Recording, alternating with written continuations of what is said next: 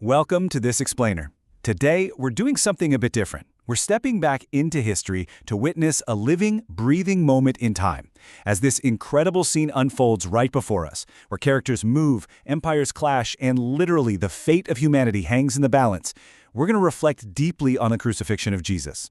Specifically, we'll be taking a chronological journey through his final 7 sayings on the cross. So let's dive right into this deeply moving journey. To really grasp the gravity of these final hours, we have to anchor ourselves in the profound weight of what's happening. Look at this powerful quote. "The spotless Son of God hung upon the cross. For thee he spoils the domain of death and opens the gates of paradise." You see, our sources describe how Christ endured just unutterable anguish, and not just physical, but deep spiritual agony. This wasn't merely a historical execution, it was a cosmic battle, a deeply personal sacrifice made for every single one of us. So before we look at those very first words spoken from the cross, I want you to pause and ask yourself, are you prepared to witness the greatest sacrifice in history? Imagine the scene actually unfolding around you. The deafening noise, the chaotic movement of the soldiers, the weeping of his followers, that mocking crowd. Let's really transition into a reflective state here and bridge that gap between ancient history and our own modern hearts. Moving into Section 1, the Cross of Forgiveness. Now, what our sources emphasize right off the bat is Christ's completely astonishing outward focus. Even in his darkest, most painful hour, he wasn't thinking about himself.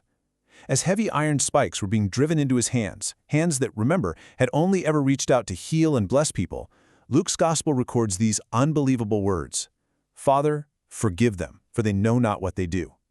There is absolutely zero self-pity here. He doesn't curse his executioners. He actually makes the cross the altar of his mediatorial ministry.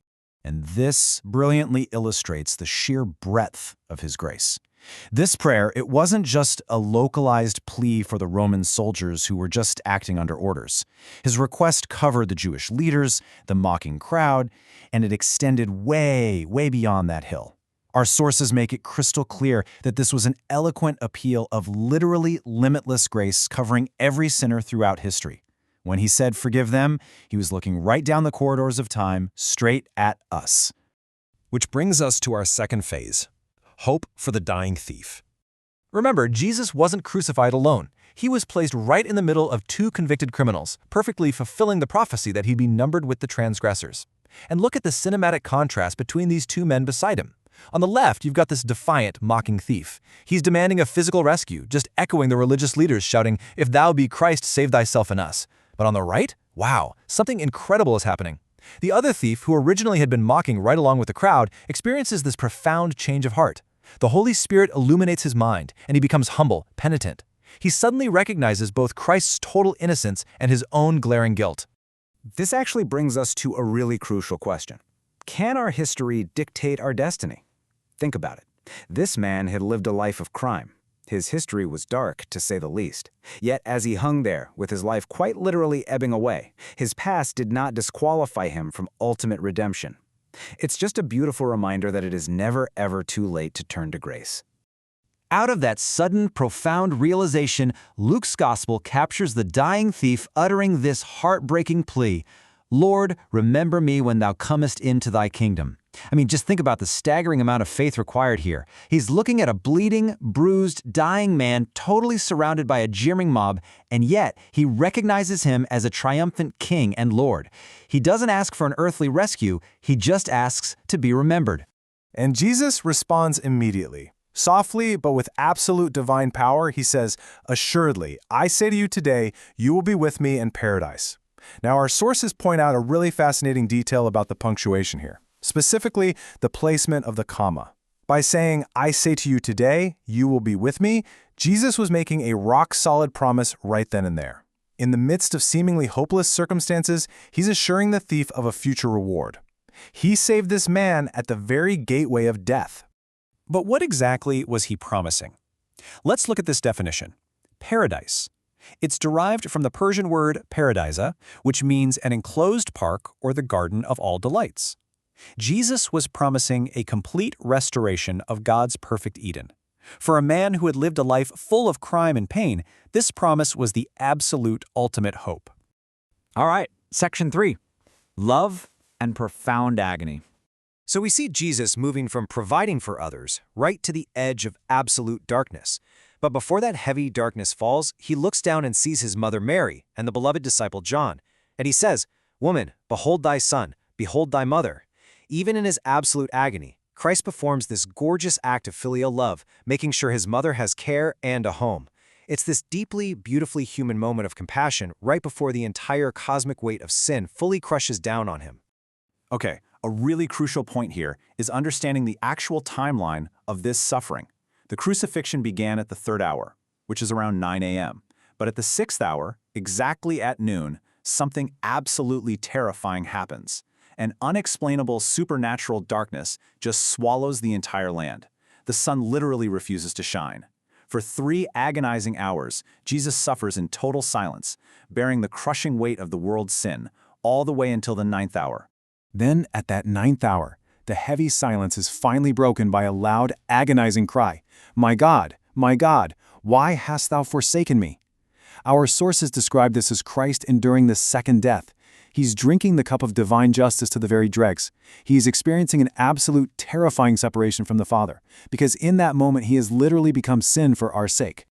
The sources note something so deeply moving about this. The mental anguish of this spiritual isolation was so absolute, so entirely overwhelming, that the horrific physical torture of the cross was hardly even felt. He stepped into the outer darkness so that we would never, ever have to. Moving on to section 4, the final human struggle. As those 3 hours of darkness finally start to lift and the light begins to creep back, Jesus expresses a very raw, desperate human need. He simply says, "I thirst." Now, out of all the words spoken on the cross, this is the only time Christ focuses on his own physical condition. Sure, it fulfills the prophecy of Psalm 22, but more importantly, it highlights his genuine, fragile humanity. He was fully God for sure, but he was also fully man, suffering a very real, burning physical thirst. And that brings us to our final section, triumphant and peaceful surrender. The mission is finally reaching its conclusion. With his thirst quenched just enough to speak clearly, Jesus cries out with a loud, ringing voice, "It is finished." Now, I really want you to understand this. This was not a gasp of defeat. Not at all. It was a trumpet-like shout of absolute victory that echoed throughout all of creation. Look at the Greek word used here, telos. It literally means a completely fulfilled mission or obligation. When Jesus shouted, "It is finished," he was essentially issuing the Emancipation Proclamation for all sinners. The debt was fully paid. The will of the Father was carried out perfectly. He didn't just end his life, he completed his monumental work. And at that exact moment, a miraculous event happens miles away in Jerusalem. Imagine this. The massive, incredibly thick veil in the temple is suddenly torn in two, from top to bottom, by an unseen hand. This brilliantly and dramatically illustrates that the barrier between humanity and God was destroyed forever. The way to the Father was now wide open for us. Finally, Jesus breathes his last words. Quoting Psalm 31, Luke's Gospel records him saying softly, "Father, into thy hands I commend my spirit." What a beautiful bookend to his time on the cross, right? He began with Father and he ends with Father. It just shows his complete, unbroken trust and submission. He wasn't surrendering to his enemies, he was peacefully surrendering his spirit into the hands of a loving God, completely securing the victory by faith. We've seen the incredible breadth of his forgiveness, the beautiful hope he gave to a dying thief, the unimaginable agony he endured for our sake, and his ultimate victorious surrender. So I want to leave you with this final provocative thought. Having witnessed this ultimate sacrifice unfold before you today, how will you respond to the love speaking from the cross? Thank you so much for joining me on this explainer. Keep reflecting on these truths, and I'll see you next time.